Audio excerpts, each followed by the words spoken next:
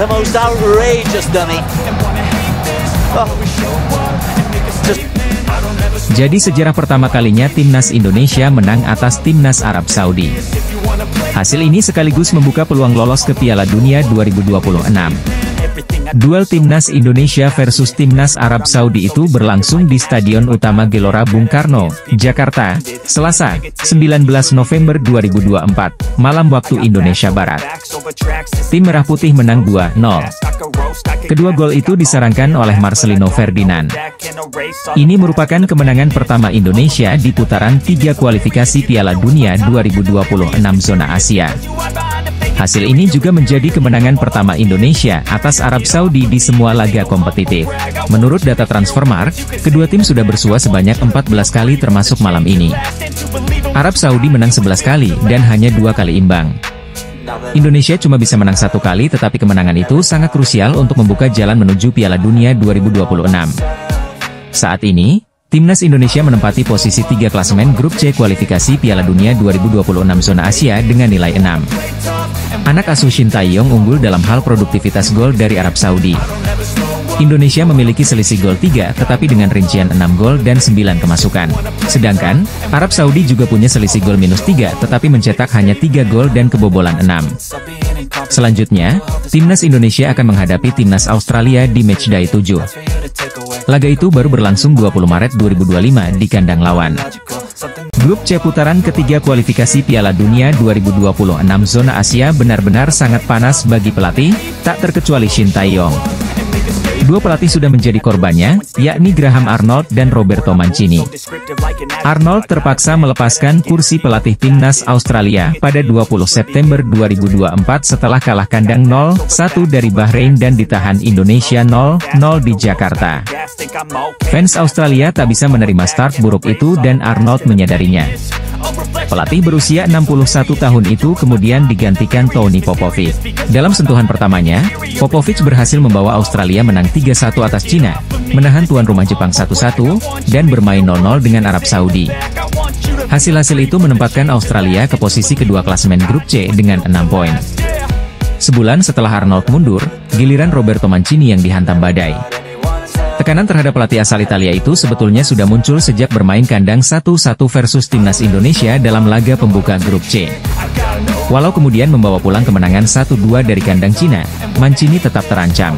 Ketika kalah 0-2 dari Jepang di kandang sendiri, ancaman itu makin menjadi-jadi. Puncaknya terjadi setelah ditahan Bahrain 0-0 di depan para pendukung sendiri di Jeddah. Pada 24 Oktober 2024, panasnya kursi pelatih timnas Arab Saudi memaksa Mancini untuk mengakhiri kontraknya lebih cepat. Pelatih timnas Cina Branko Ivankovic juga sudah sempat digoyang sangat kencang buntut 3 kekalahan beruntun dari Jepang, Arab Saudi, dan Australia. Untunglah, untuk sementara goyangan itu reda setelah Cina menekuk timnas Indonesia 2-1. Apalagi kemudian menang 1-0 di kandang Bahrain pada 14 November lalu. Tekanan kini jatuh ke Dragan Talajik, pelatih timnas Bahrain. Talajik mengemis kepada fans timnas untuk tetap percaya kepada timnas dan berjanji segera bangkit. Yang terbaru, Shin Tae-yong merasakannya di timnas Indonesia. Setelah skuad Garuda kalah 0-4 dari Jepang pada 15 November lalu, desakan agar pelatih asal Korea Selatan itu mundur mulai menggema lewat tagar Esteot. Timnas Indonesia kini berada di dasar klasemen grup C dengan 3 poin hasil dari 3 kali imbang dan 2 kali kalah. Tim nasional Indonesia babak belur dihajar Jepang di matchday kelima grup C babak ketiga kualifikasi Piala Dunia 2026 zona Asia, pada Jumat, 15 November 2024, malam waktu Indonesia Barat bermain di Stadion Utama Gelora Bung Karno, Jakarta. Skuad Garuda tepatnya kalah dengan skor 0-4. Awalnya timnas Indonesia dapat bermain baik di awal babak pertama. Namun, Jepang akhirnya berhasil mengeluarkan permainan terbaiknya dan mencetak 2 gol di babak pertama lewat Justin Hubner dan Takumi Minamino. Lalu 2 gol lagi tercipta di babak kedua gara-gara gol Hidemasa Morita dan Yukinari Sugawara.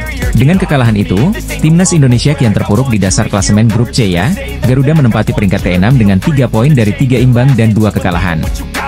Sementara Jepang mantap di peringkat pertama dengan 13 poin, hasil dari 4 kemenangan dan 1 imbang. Timnas Indonesia secara mengejutkan tidak bermain total bertahan seperti yang diperkirakan. Skuad Garuda bermain terbuka, dan bahkan beberapa kali mampu menekan pertahanan Samurai Biru, julukan timnas Jepang. Meski secara penguasaan bola Jepang sangat unggul, timnas Indonesia setidaknya mampu menciptakan 2 peluang di babak pertama. Salah satunya bahkan shot on goal saat Ragnar Oratmangun berduel dengan kiper Jepang, Zion Suzuki di awal laga. Hingga pertengahan babak pertama, timnas Indonesia masih menahan Jepang 0-0. Namun, di menit 35 Jepang justru berhasil unggul karena gol bunuh diri Hubner. Hubner sejatinya mencoba menghalau bola, namun arah bola justru masuk ke gawang sendiri. Setelahnya, Jepang pun masih bisa menambah keunggulan. Tepatnya pada menit 40, Takumi Minamino berhasil mencatatkan namanya di papan skor. Jepang mampu memaksimalkan 5 tembakan yang diciptakan di babak pertama menjadi 2 gol. Memasuki babak kedua, Jepang tampil lebih menekan. Tak heran babak kedua baru berjalan 4 menit, Samurai Biru langsung cetak gol lagi. Gol Jepang akhirnya tercipta lagi, tepatnya pada menit 69. Kali ini giliran Yukinara Sugiwara yang mencatatkan namanya di papan skor. Skor 0-4 tak berubah sampai laga berakhir. Timnas Indonesia gagal mencuri poin dari Jepang. Setelah Kevin Dix, kini timnas Indonesia dipastikan bakal ketambahan amunisi baru lewat pemain keturunan yang baru saja tiba di Jakarta hari ini, Rabu, 13 November 2024. Mereka adalah Tim Gepens dan Dion Marks, 2 pemain muda dari Liga Belanda tersebut terpantau sudah tiba di tanah air.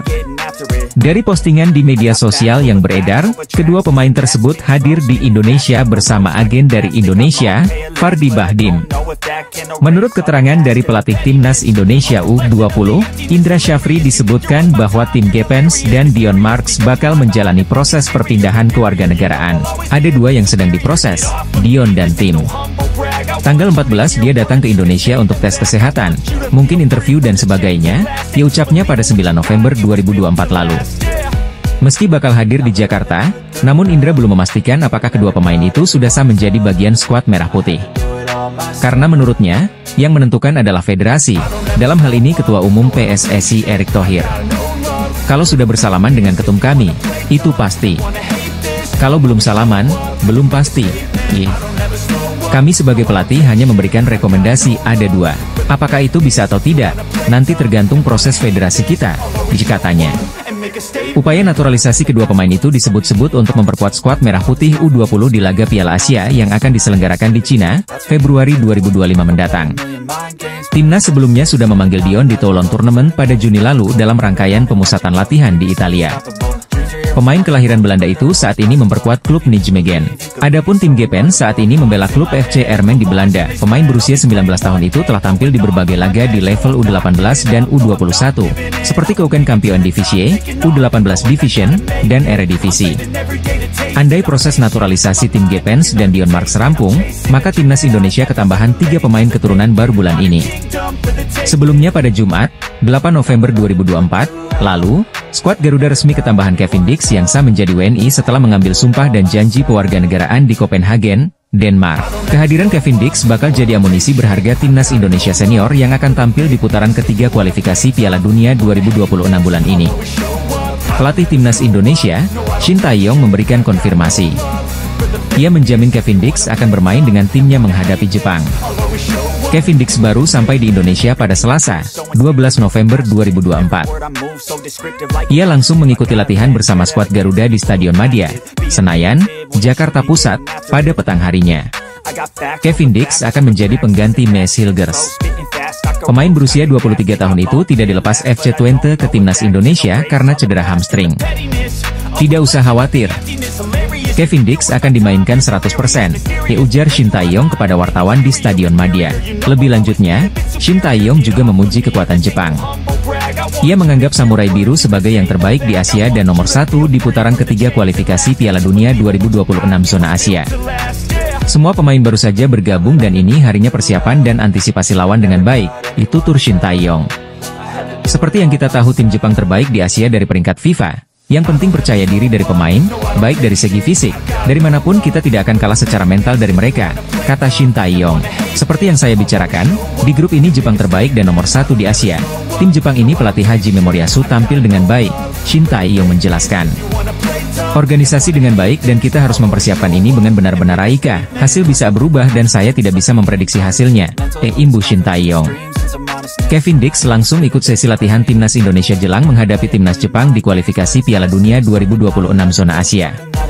Alih-alih merasa lelah karena perjalanan jauh, Dix langsung menggeber latihan dengan para pemain timnas Indonesia.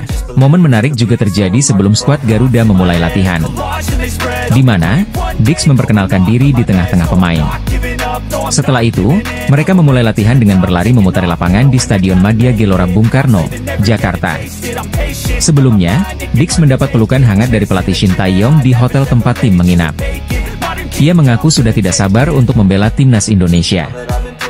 Bintang veteran timnas Jepang, Yuto Nagatomo memprediksi laga lawan timnas Indonesia di kualifikasi Piala Dunia 2026 bakal jadi laga yang sulit. Di atas kertas, Jepang yang saat ini ada di posisi 15 dunia layak untuk diunggulkan lawan timnas Indonesia yang saat ini ada di peringkat 130 dunia. Namun Nagatomo tak melihat kekuatan kedua tim benar-benar memiliki perbedaan besar seperti jarak ranking kedua tim. Nagatomo justru tanpa ragu menyebut timnas Indonesia makin berkembang. Hal itu yang membuat skuad Garuda dinilai bakal menghadirkan perlawanan sengit. Tingkat permainan tim Indonesia semakin berkembang. Saya tahu bahwa ini akan menjadi pertandingan yang sangat sulit. Seperti yang kita lihat di sini, ada banyak minat dari masyarakat Indonesia terhadap sepak bola. Saya sangat menantikannya. Ditutur Nagatomo seusai latihan perdana timnas Jepang di Jakarta, Senin, 11 November 2024. Nagatomo juga memberikan pujian pada antusiasme supporter Indonesia. Jepang yang bakal jadi lawan skuad Garuda mendapat sambutan luar biasa. Saya sangat tersentuh saat kami tiba di bandara. Para penggemar, Anda datang ke bandara dan menyambut kami. Dari langkah pertama yang saya ambil di luar bandara, saya tahu bahwa negara ini luar biasa. Saya merasa sangat senang berada di sini dan juga sangat senang bisa bermain melawan Indonesia, ujar Nagatomo. Yuto Nagatomo saat ini sudah berusia 38 tahun. Kiprahnya yang paling dikenang adalah saat jadi bagian Inter Milan untuk kurun waktu yang terbilang lama, yaitu 2011 hingga 2018. Selain itu ia juga sempat membela Galatasaray dan Marseille. Jepang saat ini jadi pemuncak klasemen grup C dengan nilai 10. Sedangkan timnas Indonesia ada di peringkat kelima dengan koleksi 3 poin. Pemain timnas Indonesia, Mees Hilgers dipastikan bermain dengan FC Twente saat melawan Ajax Amsterdam dan berpeluang membela timnas Indonesia karena tidak jadi cedera. Kabar gembira datang kepada para pendukung timnas Indonesia. Pasalnya, bek andalan timnas Indonesia, Mees Hilgers, dipastikan tidak mengalami cedera serius. Hal itu bisa dilihat dari nama Mees Hilgers yang masuk starting lineup FC Twente melawan Ajax Amsterdam dalam lanjutan Eredivisie 2024 hingga 2025. Hilgers dipastikan akan bermain sejak menit pertama dan mengawal lini belakang Tetukers. Munculnya nama Hilgers dalam lineup FC Twente jelas menjadi kabar baik bagi timnas Indonesia. Sebelumnya, bek berdarah Manado itu memang dikabarkan mengalami cedera hamstring. Hilgers mengalami cedera saat membela FC Twente melawan Willem II pada laga pekan ke-11 Liga Belanda 2024 hingga 2025 di Stadion Koning Willem II, Tilburg, 2 November 2024. Dalam laga itu, Mees Hilgers bermain sejak menit pertama, namun ditarik keluar pada awal babak kedua. Mees Hilgers juga absen saat FC Twente melawan OGC Nice pada pertandingan pekan keempat Liga Eropa 2024 hingga 2025 di Allianz Riviera, Nice, 7 November 2024. Ketua Badan Tim Nasional, Sumarji, bahkan sempat memberi kabar soal kondisi Hilgers. Sumarji sempat memastikan bahwa bek berusia 23 tahun itu akan absen saat timnas Indonesia melawan Jepang. Sebelumnya, nama Hilgers masuk ke dalam 27 pemain yang dipanggil oleh Shin Tae-yong untuk membela timnas Indonesia. Hilgers diharapkan tidak menerima cedera parah saat melawan Ajax Amsterdam. Setelah resmi kedatangan Kevin Dix yang baru menyelesaikan naturalisasi, timnas Indonesia dikabarkan semakin dekat dengan kehadiran striker baru. Top skor Liga Belanda itu bahkan sangat percaya diri mengatakan jika dirinya akan segera disahkan sebagai pemain timnas Indonesia pada tahun 2025 nanti. Seperti diketahui, timnas Indonesia baru saja merampungkan proses naturalisasi terhadap pemain asal Belanda keturunan Ambon, Maluku yaitu Kevin Dix. Bersama dua pemain timnas putri yaitu Noah Johanna Christina Cornelia Laatomu dan Estella Raquel Loupati, mereka resmi disumpah sebagai WNI, Jumat malam, 9 November 2024. Setelah menaturalisasi Kevin Dix, PSSI tampaknya masih belum berhenti berburu pemain keturunan susunya di Belanda untuk timnas Indonesia. Apalagi, Sekjen PSSI Yunus Nusi dalam rapat paripurna bersama Komisi X DPR RI mengungkapkan jika pihaknya masih akan menambah pemain naturalisasi lagi. Ditambah lagi dengan fakta bahwa sampai saat ini pelatih Shin Tae-yong masih belum menemukan sosok yang tepat untuk mengisi sektor serang timnas Indonesia. Maka dari itu, sejumlah rumor bermunculan terkait siapa sosok striker keturunan Belanda yang kini tengah didekati oleh timnas Indonesia melalui PSSI. Satu nama yang kemungkinannya paling kuat muncul ke permukaan yaitu Mauro Zijlstra, striker keturunan Bandung yang pernah menempati ranking kedua top skor Liga Belanda. Musim lalu, ia mengoleksi 8 gol dan 1 assist dari 12 kali penampilan bersama NEC Nijmegen U21. Kini, ia mencoba peruntungan di FC Volendam. Rumor semakin dekatnya Mauro Zijlstra ke timnas Indonesia dikonfirmasi oleh Yusa Nugraha melalui kanal YouTube-nya. Kabar ini ia terima dari Exco PSSI Arya Sinulinga. Mauro Zijlstra saat ini sudah mengirim semua suratnya ke PSSI dan sudah sampai juga di PSSI. Karena saat aku bertemu dengan Pak Arya Sinulinga, Pak Arya juga bilang kalau suratnya sudah sampai di PSSI. Semua dokumennya dilihat dengan detail. Pak Arya bilang seperti itu, ujarnya. Namun, Yusa Nugraha menjelaskan bahwa proses naturalisasi Mauro Zijlstra sedikit terhambat lantaran agenda timnas Indonesia di Piala Asia U20 pada awal 2025. Sebagai informasi, Piala Asia U20 2025 akan berlangsung mulai 6 hingga 23 Februari 2025 di Cina. Timnas Indonesia menargetkan finish 4 besar demi lolos Piala Dunia U20. Proses naturalisasinya saat ini harus menunggu sebentar, karena pemain U20 Timnas Indonesia saat ini memiliki prioritas. Sebentar lagi mereka bermain di Piala Asia, paparnya. Sebelumnya, Mauro Zijlstra pernah mengatakan kalau dirinya hampir menyelesaikan proses naturalisasinya untuk memperkuat Timnas Indonesia. Semua dokumennya sekarang ada di PSSI. Aku tinggal menunggu sampai mereka memeriksa semua dokumen itu, jelas Mauro Zijlstra dikutip dari YouTube Yusa Nugraha. Tapi, Mauro Zijlstra belum bisa mengungkapkan kapan waktu yang pasti terkait proses naturalisasinya diselesaikan oleh PSSI. Ketua Umum PSSI Erick Thohir menegaskan timnas Indonesia akan tetap mengincar poin dalam 2 pertandingan kualifikasi Piala Dunia 2026 melawan Jepang dan Arab Saudi di Stadion Gelora Bung Karno. Tim Merah Putih akan menjamu Jepang dan Arab Saudi dalam lanjutan matchday kelima dan ke-6 Grup C babak ketiga kualifikasi Piala Dunia 2026.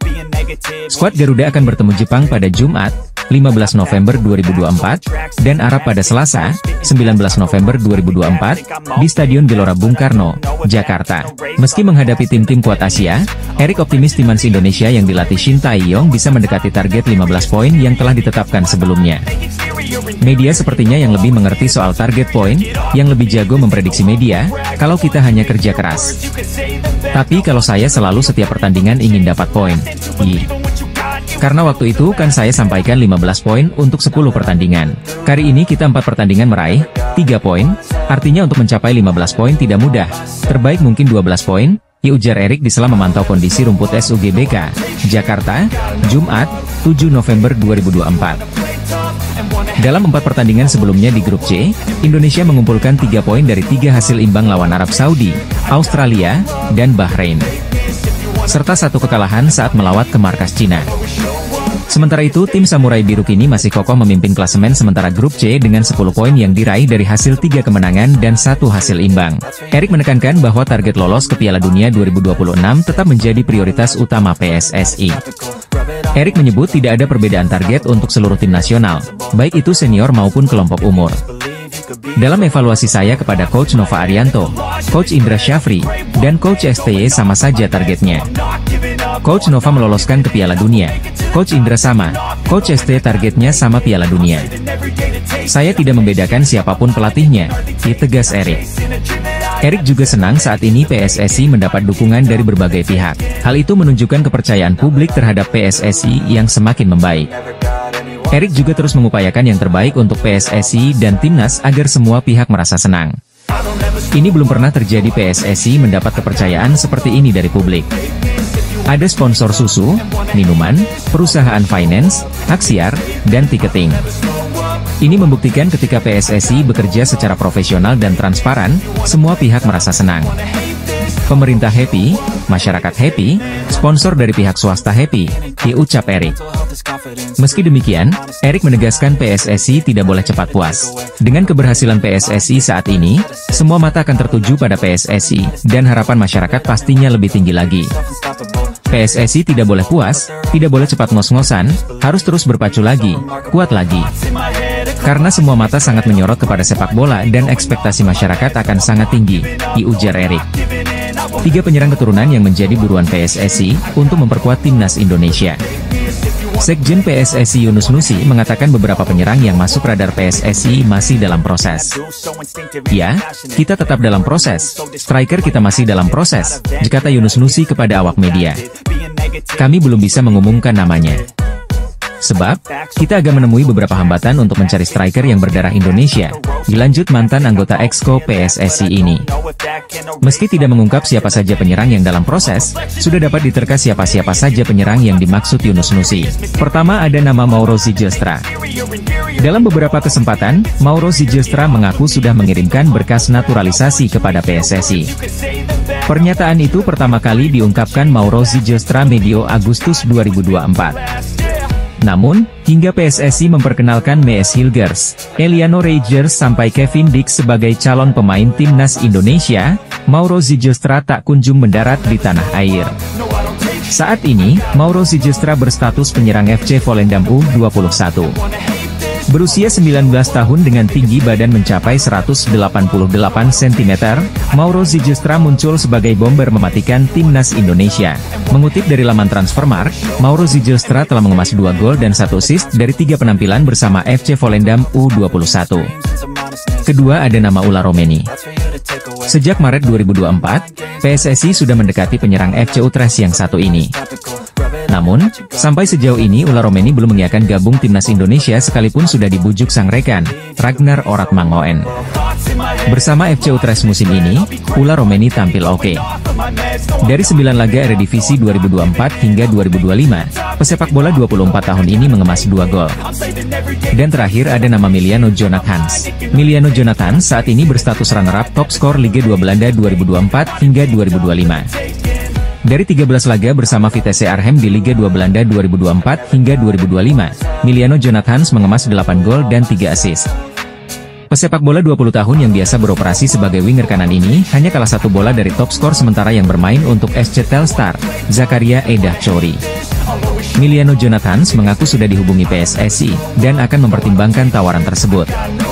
Tim nasional Indonesia patut berbangga dengan pencapaian rekor baru di dunia sepak bola, seusai sejajar dengan 5 negara terkuat di Asia. Pengamat sepak bola, Akmal Marhali mengatakan timnas Indonesia saat ini menunjukkan kualitas yang sangat baik. Dia menuturkan bahwa timnas Indonesia bisa sejajar dengan Jepang, Arab Saudi, Australia, dan Korea Selatan. Rekor timnas Indonesia sejajar dengan Jepang, Arab Saudi, Australia, Korea Selatan. Tulis Akmal di Instagram pribadinya dilansir Selasa, 5 November 2024. Menurut Akmal, pencapaian sepak bola Indonesia itu patut diperhitungkan hingga sekarang. Sebab, dia mengungkapkan bahwa Indonesia menjadi satu-satunya negara di ASEAN yang sukses meloloskan 3 skuad ke Piala Asia. Mulai dari timnas senior, timnas U20, dan timnas U17. Bahkan, di Asia, Indonesia sejajar dengan 8 negara elit sepak bola yang meloloskan 3 timnasnya. Mulai dari Jepang, Korea Selatan, Arab Saudi, Australia, Iran, Uzbekistan, Korea Utara, dan Cina, jelasnya. Akmal menilai pencapaian atlet sepak bola Indonesia itu patut dibanggakan. Oleh karena itu, dia menyebut peluang Indonesia lolos ke Piala Dunia mesti diperhitungkan dengan baik, prestasi yang membanggakan. Tinggal bagaimana menyiapkan diri secara maksimal untuk lolos ke Piala Dunia, kata dia. Selain itu, Akmal mengatakan timnas Indonesia yang dilatih Shin Tae-yong memang berat untuk lolos langsung ke Piala Dunia. Sebab, dia menuturkan hal tersebut masih mungkin ditembus skuad Garuda bersama Shin Tae-yong. Mulai dari timnas senior yang dilatih Shin Tae-yong yang sedang berjuang di babak ketiga kualifikasi Piala Dunia 2026 Grup C Zona Asia. Untuk lolos langsung sangat berat. Tapi, buat lolos ke babak keempat kualifikasi Piala Dunia 2026 sangat terbuka. Syaratnya, kalahkan Bahrain dan Cina saat menjadi tuan rumah, paparnya. Sementara itu, Akmal Marhali turut menyoroti persiapan Timnas Indonesia U20 di bawah kepemimpinan pelatih Indra Syafri dan Timnas Indonesia U17 bersama pelatih Nova Arianto. Dia mengungkapkan Timnas Junior itu bisa mendapatkan tiket ke Piala Dunia U20 dan U17 sekaligus. Komisi 13 DPR RI mengabulkan permohonan naturalisasi Kevin Dix. Sang pemain ditargetkan dapat turun di laga Timnas Indonesia versus Timnas Arab Saudi pada 19 November 2024.